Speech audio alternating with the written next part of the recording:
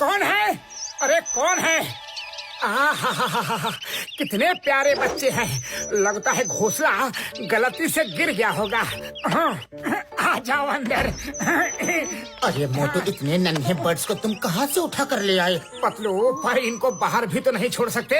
बाहर कितने कैट और डॉगीज घूम रहे होंगे, वो इनको नुकसान पहुंचा सकते हैं। चलो ना, इनको खाना खिलाते हैं।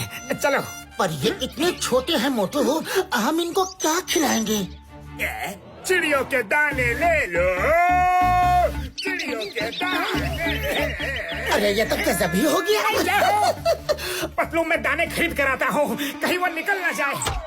दाने वाले भैया, मुझे भी चिड़ियों के दाने दे दो, जल्दी। हाँ, ले लो ले लो। इतने अच्छे चमत्कारी दाने कहीं और तुम्हें मिलेंगे नहीं। अपने पंछी को जरा सा खिलाओ और वो मिनटों में बड़ा हो जाएगा। सच तो